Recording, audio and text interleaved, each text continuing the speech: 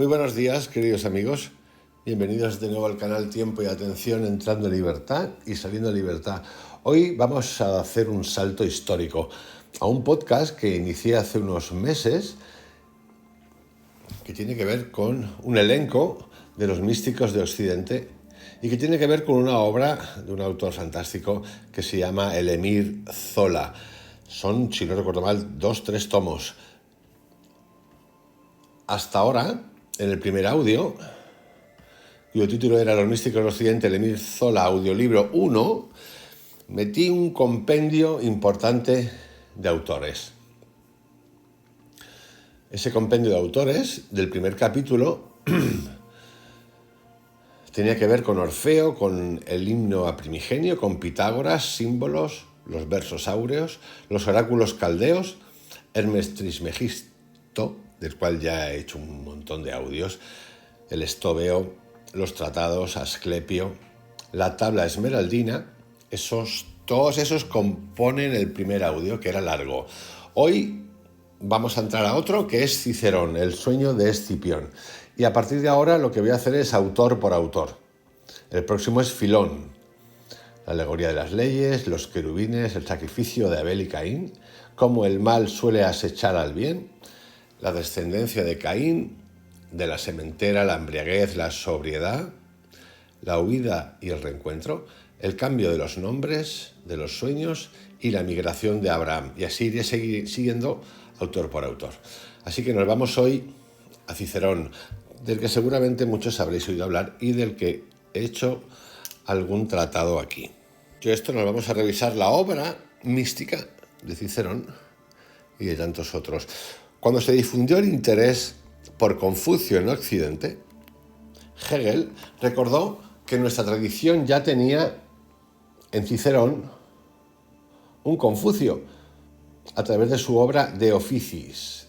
La obra teológica de Cicerón está constituida por el De Natura Deorum y por un fragmento del De Republica, llamado tradicionalmente Somnium Scipionis, el sueño de Escipión. Este breve tratado es el único místico de impronta pitagórica. Cicerón cuenta que Cornelio Escipión, estando en la corte de Masinisa y aprestándose a la destrucción de Cartago, tuvo en sueños la visión de Escipión el africano, que le mostró la composición del universo, incitándolo a afrontar la guerra inminente con ánimo desprendido y místico. Es esta la pálida Bhagavad-gita de Occidente. Fijaros, hay un texto, el de Escipión, que tiene un acólito, un amigo, en el Gita. Una visión, en una guerra, ahora es mística la guerra, y me da igual que sea Escipión o que sea el Gita, donde le enseña el universo y le dice lo que tiene que hacer para guerrear. Cosas de este tipo. Cornelio Escipión es Arjuna, en vísperas de la batalla, y Krishna es el africano que lo fortalece. No es necesario suponer que el sueño sea un marco literario. El sueño era la antigüedad de la circunstancia natural de una revelación terapéutica. Las enfermedades se curaban en el templo de Esculapio mediante sueños y en sueños que descubrían la cura, la verdad necesaria. El mismo Marco Aurelio atestigua haber tenido sueños de este tipo, pero el mejor informe sobre el método pitagórico de solicitar sueños puros y por tanto proféticos lo da Filóstrato en su Vida de Apolonio. ¿Es esta una posibilidad que el hombre ha perdido, obtener gracias a un sacerdocio médico, cuando no por disposición natural, revelaciones oníricas, es decir, de sueños nítidamente especulativas?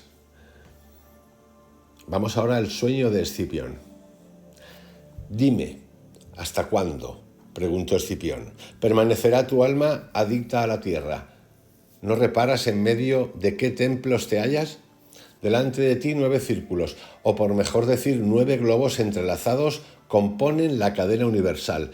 El más elevado, el más remoto que envuelve todo el resto, es el soberano Dios mismo, que modera y que contiene todos los otros. A él están unidos los astros que ruedan con él en eterno movimiento. Más abajo aparecen 7 estrellas que marcan un curso retrógrado en oposición al de los cielos.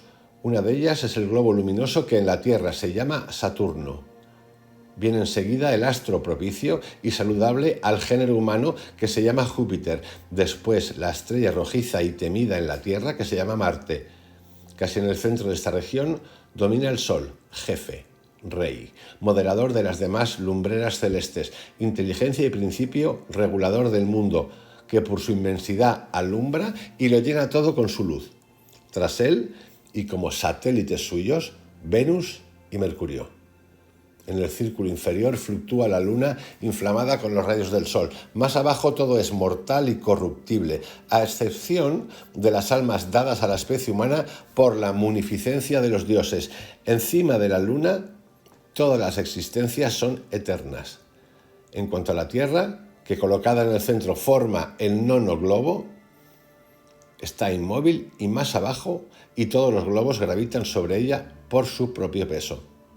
Cuando salí del estupor en que me había sumido semejante espectáculo y tomé posesión de mí mismo, me dije, ¿qué sonido es ese que hiere mis oídos con tanto poder y con tanta dulzura? ¿Estás oyendo?, me respondió. La armonía, que a intervalos desiguales, pero calculados en su diferencia, resulta de la impulsión y del movimiento de las esferas, y que mezclando los sonidos y los sonidos graves, produce regularmente acentos variados, porque movimientos tan grandes no pueden ejecutarse en silencio. Y la naturaleza quiere que si los sonidos agudos resuenan en el uno de los extremos, salgan del otro los tonos graves. Así es que este primer mundo estrellado, cuyas revoluciones son más rápidas, se mueve produciendo un sonido agudo y precipitado, mientras que del curso inferior de la luna no resulta más que un sonido muy grave, porque respecto a la Tierra, noveno globo, en su inmutable situación permanece siempre fija en el punto más bajo, ocupando el centro del universo. Así los movimientos de estos astros, entre los cuales dos tienen el mismo aspecto, Mercurio y Venus, producen 7 tonos distintos y separados, y casi no existe una sola cosa de que este número no sea el nudo. Los hombres que han imitado esta armonía con el sonido de las cuerdas o de la voz se han abierto la entrada en estos sitios, así como todos los otros que por la superioridad de su ingenio han cultivado durante la vida mortal las ciencias divinas, mas el oído del hombre ha ensordecido con la resonancia de la música celeste. Y en efecto, el sentido del oído es el más imperfecto entre vosotros los mortales, del mismo modo que en los lugares donde el Nilo precipita desde lo alto de los montes las masas de aguas enormes que se llaman cataratas, el estrépito de la caída torna sordos a los habitantes inmediatos. Este sonido perfectamente podía ser la palabra Om. La armonía del universo entero, en la celeridad del movimiento que la origina, es tal que el oído del hombre no puede soportarla, así como no podéis ver cara a cara el sol, porque sus rayos vencen la fuerza y la viveza de vuestras miradas. Admirado de tantas maravillas, fijaba con frecuencia mis miradas en la tierra. El africano me dijo entonces: observo que hasta en este instante contemplas la morada y la patria del género humano. Si se te muestra en toda su pequeñez, levanta tus miradas al cielo, menosprecia las cosas humanas. ¿Qué fama extraordinaria, qué apetecible gloria puedes conseguir entre los hombres? Ves sobre la tierra sus habitaciones diseminadas, escasas y que no ocupan más que un estrecho espacio. Ves también, entre los imperceptibles manchas que forman los puntos habitados, vastos desiertos interpuestos. Ves, en fin, los diversos pueblos de tal suerte separados que nada puede transmitirse del uno al otro. Los ves sembrados aquí y allí en diferentes latitudes, en otro hemisferio, tan separados de vosotros que no podéis esperar de ellos la menor gloria. Y los mismos que hablan de vosotros, ¿cuánto tiempo hablarán? Y además, ¿qué te importa ser nombrado en los discursos de los hombres que nacerán en los tiempos futuros cuando no lo has sido en los de los hombres que han nacido antes que tú? Generaciones no menos numerosas y ciertamente mejores. Fijaros, hace referencia a cosa que ocurre muchas veces en nuestra vida, que tiempos pasados fueron mejores. ¿Que de qué sirve la gloria entre los hombres? Sobre todo, si es verdad que tu nombre puede llegar a ellos, también lo es que ninguno de ellos puede abarcar los recuerdos de un solo año, porque los hombres calculan vulgarmente el año de la revolución del Sol. Es decir, de un solo astro. Cuando todos los astros hayan vuelto al punto de donde partieron la primera vez y habrán tomado, después de largos intervalos, su primitiva situación en todas las partes del cielo, entonces solo se podrá considerar verdaderamente cumplido el año. Y apenas puedo decir cuántos siglos encierra este año según los cálculos del hombre. Aquí lo que está hablando es de una universalidad, no de una localidad. No habla de la Tierra, habla del conjunto. El Sol pareció en otro tiempo eclipsarse y extinguirse en el momento en el que el alma de Rómulo entró en el santuario de los cielos. Cuando el Sol, llegado al mismo punto, experimentará un segundo eclipse, todos los astros, todos los planetas ocuparán el mismo lugar y entonces únicamente veréis cumplido un año. Si quieres, pues, elevar tus miradas y fijarlas en esta patria eterna, no dependas ya de los discursos del vulgo, ni fijes en las recompensas humanas el blanco de tus grandes acciones. Fijaros, recompensas. Ayer hablamos de las recompensas. Y del tiempo. Que impulso de sus poderosos encantos te estimule solo la virtud de la verdadera gloria.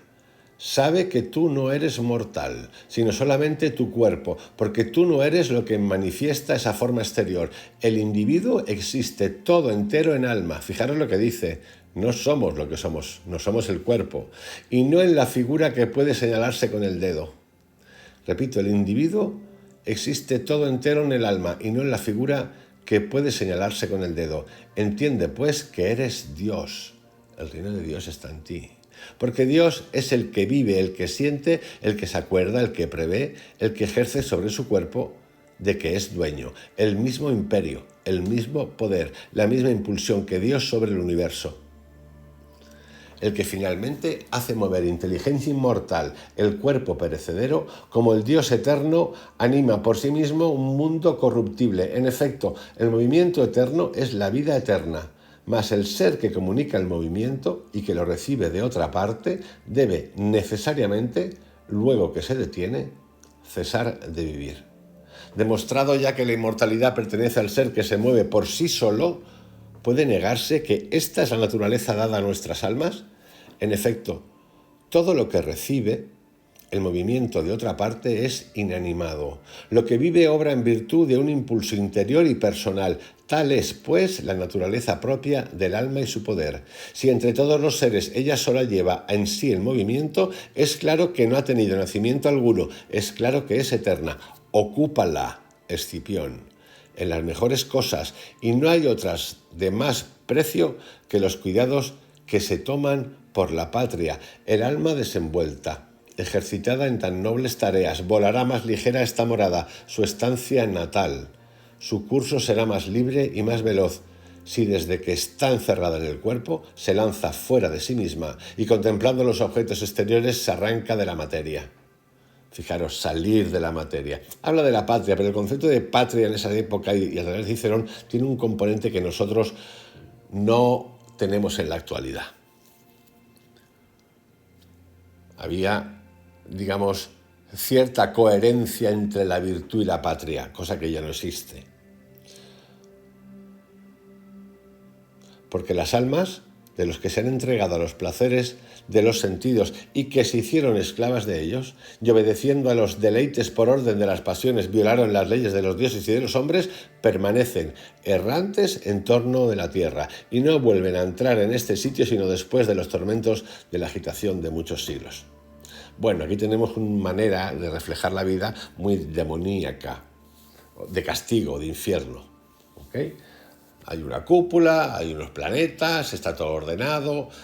Entonces aquí se están juntando muchas cosas que tienen que ver con el Oriente y algunas cosas que no tienen tanto que ver con el Oriente, pero que hay mucho Oriente. Aquí hay mucho budismo, aquí hay hinduismo reflejado. Pero es interesante de ver hace cuánto tiempo ya en Occidente también existían estas cosas, pero que no hemos sabido leerlas o interpretarlas. Os envío un abrazo grande. Que tengáis un excelente día. Mañana, filón. Que por cierto, es un filón. Hasta mañana.